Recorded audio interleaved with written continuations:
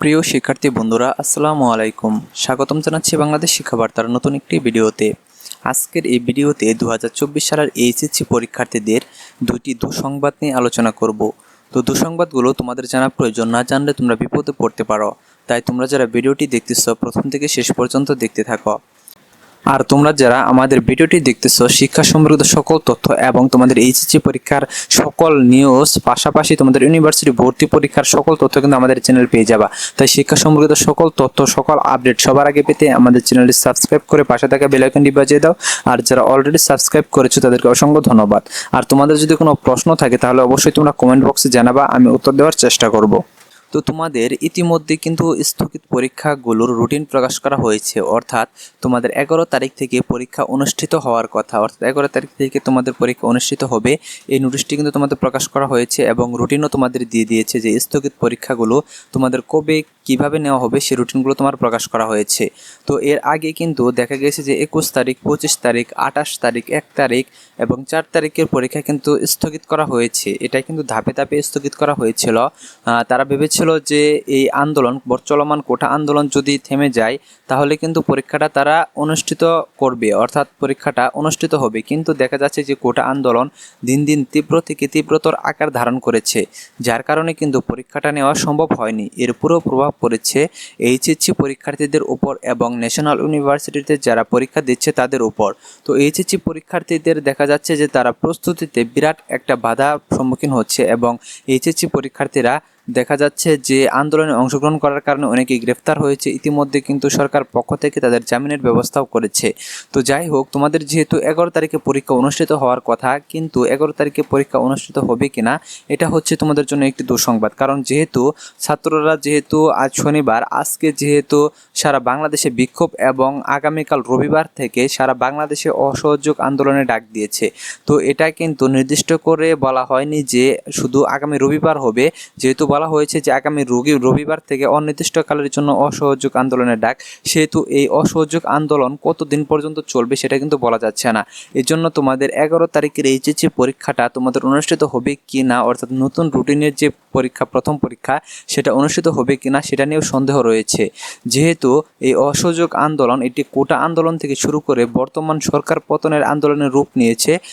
আন্দোলন যেহেতু তীব্র থেকে তীব্রতর আকার ধারণ করেছে, কারফিউ জারি করেও যেহেতু এই আন্দোলন থামানো যায়নি, সেহেতু কিন্তু এই আন্দোলন সহজে থামবে বলে মনে হচ্ছে না।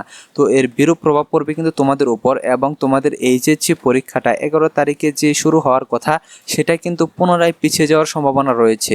তো পুনরায় যদি পিছিয়ে যায় তাহলে দেখা যাবে যে তোমাদের পরীক্ষাটা নেওয়া হবে কিনা সেটা নিয়েও কিন্তু একটি সন্দেহ। যদি আন্দোলন দীর্ঘ সময় চলে যায় তাহলে দেখা যাবে যে তোমাদের যে পরীক্ষার খাতাগুলো যে রয়েছে সেটা কিন্তু তোমাদের রেজাল্টে একটা বিরাট প্রভাব ফেলবে।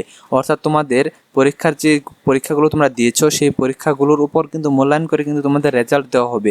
তো প্রথম তোমাদের দুঃসংবাদ হচ্ছে যে তোমাদের 11 তারিখের এইচএসসি পরীক্ষাটা তোমাদের অনুষ্ঠিত নাও হতে পারে, কারণ চলমান আন্দোলনে কিন্তু এইচএসসি পরীক্ষাটা নেওয়া সম্ভব হবে না এবং এটা পিছিয়ে যাওয়ার সম্ভাবনাটা তোমার 80%-এর উপরে, অর্থাৎ 90%-এর মতো তোমাদের পিছিয়ে যাওয়ার সম্ভাবনা, যে তোমাদের পরীক্ষাটা 11 তারিখ থেকে অনুষ্ঠিত হবে না।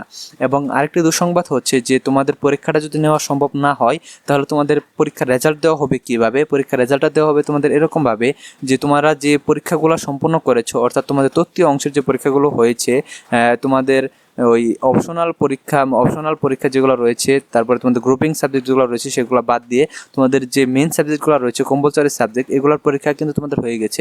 তো এগুলোর উপর ভিত্তি করে কিন্তু তোমাদের রেজাল্টটা দেওয়া হবে। এতে দেখা যাবে যে তোমাদের অনেকের রেজাল্ট কিন্তু খারাপ হবে, কারণ দেখা যাবে যে কম্পালসরি যে সাবজেক্টগুলো রয়েছে সেগুলো অনেকেরই ভালোভাবে পড়া নাই। তোমাদের অনেকেরই আসবে যে গ্রুপের যে সাবজেক্টগুলো রয়েছে, গ্রুপের সাবজেক্টগুলো থেকে কিন্তু তোমাদের রেজাল্ট আসার সম্ভাবনা, অর্থাৎ ভালো রেজাল্ট আসার সম্ভাবনা কিন্তু অনেক বেশি। কারণ যারা সায়েন্সে রয়েছে তাদের রেজাল্ট ভালো হয় কিন্তু গ্রুপের সাবজেক্ট দিয়ে। যেহেতু তোমাদের গ্রুপের সাবজেক্টগুলো বাদ যাচ্ছে, অপশনাল সাবজেক্ট কিন্তু দেখা যায় যে তোমাদের ভালো একটা মার্কস এনে দেওয়ার কিন্তু গুরুত্বপূর্ণ ভূমিকা পালন করে। সো যেহেতু তোমাদের অপশনাল পরীক্ষাটাও যদি না হয় তাহলে কিন্তু দেখা যাবে তোমাদের রেজাল্ট কিন্তু খুবই খারাপ হবে। এতে কিন্তু দেখা যাবে যে তোমরা ভালো কোনো ইউনিভার্সিটি বা ভালো কোনো কলেজে ভর্তি হতে পারবা না, কারণ তোমাদের রেজাল্টের উপর ভিত্তি করে কিন্তু তোমাদের এটা ভর্তি করে দেওয়া হবে, যে তোমাদের ভর্তির যোগ্যতা দেওয়া হবে সে অনুযায়ী কিন্তু তোমরা ভর্তি হতে পারবা। এতে দেখা যাবে তোমরা যারা ভালো শিক্ষার্থী রয়েছে, যাদের ভালো একটা রেজাল্ট করার সম্ভাবনা রয়েছে সায়েন্স থেকে, তারা কিন্তু ভালো রেজাল্ট করতে পারবা না। আবার যারা খারাপ শিক্ষার্থী রয়েছে তারা কিন্তু দেখা যাবে তোমাদের সমমানের রেজাল্ট করবে বা তোমাদের থেকে ভালো রেজাল্ট করবে। তো এটা হচ্ছে তোমাদের জন্য আরেকটি দুঃসংবাদ।